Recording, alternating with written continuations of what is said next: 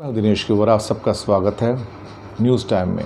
जहां भारत में मोहम्मद ज़ुबैर का केस चर्चा का विषय बना हुआ है और हर दूसरे केस में, हर दूसरे दिन एक नई केस में उसको फंसा दिया जाता है, वहीं भारत एक तरह से कहा जाए तो जो वो कहता है बाहर जाकर, जो इंडिया में करता है, दोनों बिल्कुल उल्टे हैं।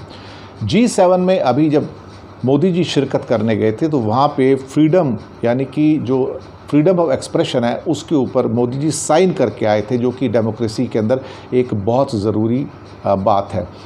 अब यहाँ पर हो क्या रहा है कि G7 के साथ जो फ्रीडम ऑफ स्पीच है, उसको ऑनलाइन और ऑफलाइन उसकी सुरक्षा और सिविल सोसाइटी की आज़ादी की रक्षा करने के एक समझौते पर भारत ने हस्ताक्षर किए।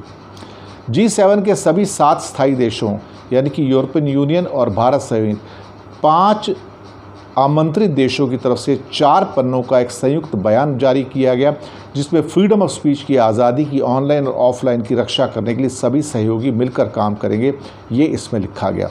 उनको ये भी कहा गया कि इंटरनेट की दुनिया को अधिक खुला, आज़ाद, भरोसेमंद और सुरक्षित बनाया जाएगा। लेकिन जैसे ही मोदी जी वापस आते हैं, उसी दिन मोहम्मद ज़ुबैर को गिरफ्तार करके अंदर डाल दिया जाता है और ये एग्जैक्टली जो उसमें लिखा गया था उस डिक्लेरेशन में G7 के साथ फ्रीडम ऑफ स्पीच में, उसके एकदम उल्टा होना शुरू हो जाता है। अब उसके बाद committee of protection of journalist ने एक बयान जारी करके कहा कि पत्रकार ज़ुबैर की गिरफ्तारी भारत में फ्रीडम ऑफ प्रेस की गिरावट की एक और मिसाल है और ये इससे माहौल शत्रुतापूर्ण और असुरक्षित हो जाता है। इसके बाद मोहम्मद ज़ुबैर की गिरफ्तारी पर संयुक्त राष्ट्र संघ के महासचिव एंटोनियो गुटेरेस के प्रवक्ता स्टीफन यूजरिक ने कहा कि दुनिया की किसी भी कोने में ये बहुत अहम है कि लोगों को अपनी बात कहने की आज़ादी हो, इस बात की भी आज़ादी हो कि बिना प्रताड़ना, बिना टॉर्चर के काम कर सकें।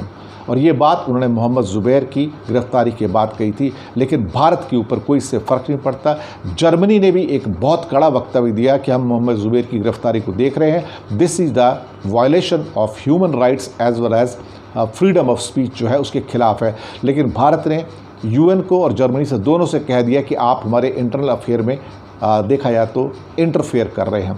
इंडिया इस समय एक एडमेंट कंट्री के रूप में निकल कर आ रहा है, जिसके अंदर किसी भी विदेशी ओपिनियन की अब कोई भी इज्जत नहीं है। देखा जाए तो पूरा का पूरा एक एडमेंट कंट्री के रूप में आ रहा है, जहां पर उसको लगता है कि जो मैं कर रहा हूं वो ठीक है और किसी को मेरे खिलाफ बोलने का अधिकार नहीं होना चाहिए। सिद्धार्थ वरदराजन जो कि एक पत्रकार हैं, उनका एक इंटरव्यू आया, उन्होंने BBC से कहा कि एक विडंबना है कि देश में फ्रीडम ऑफ स्पीच की नाम की चीज़ खत्म हो गई है। सरकार चाहती है कि किसी भी हल्के से हल्के केस में गिरफ्तार कर लिया जाता है। मोहम्मद ज़ुबैर जैसे कई उदाहरण हैं। सरकार ने G7 के साथ समझौता तो कर लिया, पर वो अभिव्यक्ति की आज़ादी के प्रति जो सम्मान होना चाहिए वो उसके अंदर नहीं है। परंजय गुहा ठाकुर का कहना है कि हमारे प्रधानमंत्री जी विदेश जाकर फ्रीडम ऑफ स्पीच के बारे में जो कुछ कहें, लेकिन अपने देश की कहानी कुछ और है। इसके अलावा बहुत सारी और ऑर्गेनाइजेशन हैं जिन्होंने इस मामले में देखा जाए तो अपने अपने विचार व्यक्त किए हैं।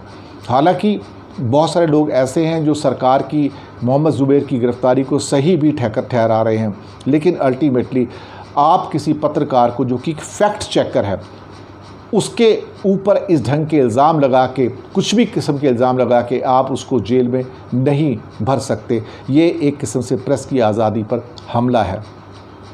भारत की हालत पर अंतर्राष्ट्रीय संस्थाएं भी बहुत चिंतित हैं। फ्रीडम प्रेस का जो इंडेक्स है पूरी दुनिया में 180 देशों में हम 142 पे आ गए हैं। 2016 में हम 133 पे थे, 2021 से आते आते हम 142 पे आ गए हैं। एशिया के बाकी देश हमसे ऊपर हैं, जबकि पाकिस्तान का नंबर 145 है। ये रिपोर्ट्स विदाउट बॉर्डर्स जो है हर साल जारी की जाती है। न्यूयॉर्क से भी एक रिपोर्ट आई है, उनका कहना है कि भारत में पत्रकारों को और विरोधियों को निशाना बनाया जा रहा है। सरकार की आलोचना करने वाले पत्रकारों को ऑनलाइन और ऑफलाइन दोनों तरह से परेशान किया जा रहा है, जिसके पीछे हिंदुत्ववादी लोग और संगठन हैं जिन्हें सरकार का सपोर्ट हासिल है। अब सरकार से ज़्यादा न्यायपालिका जुडिशरी नाराज़ है, क्योंकि सुनने में आया कि जो #सुप्रीम कोठा जो बनाया गया है, ये अपने आप में सुप्रीम कोर्ट ही नहीं, भारत की डेमोक्रेसी, भारत एक देश का अपमान है क्या कि, क्योंकि सुप्रीम कोर्ट भारत की जुडिशरी, संविधान की रक्षा करने वाला एक, देखा जाए तो एक इंस्टीट्यूशन है, और उसको सुप्रीम कोठा बना के जिस ढंग से हिंदुत्ववादी शक्तियों ने ये किया है, ये अपने आप में शर्मनाक है और लज्जाजनक है।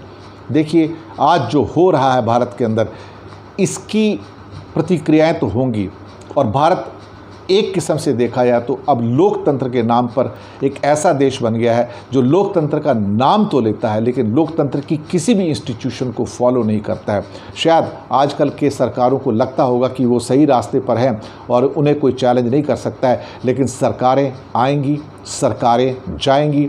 अल्टीमेटली जब पंडोरा बॉक्स खुलेगा तो एक दिन इनके स्केलेटन भी निकलेंगे कपाट में से, और एक दिन ऐसा आएगा कि जब ये भी कटघरे में खड़े होंगे, न कि बाकी लोग।